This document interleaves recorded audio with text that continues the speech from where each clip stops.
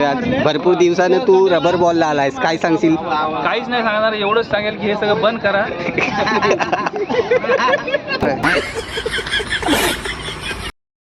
Welcome back आपल्या चॅनलमध्ये Nilesh with cricket. आज आहे सोलकरवाडी चषक, तर चला बघूया कशा प्रकारे मॅच होते. कोणाच आहे? साई नवलाई आणि काष्टेवाडी.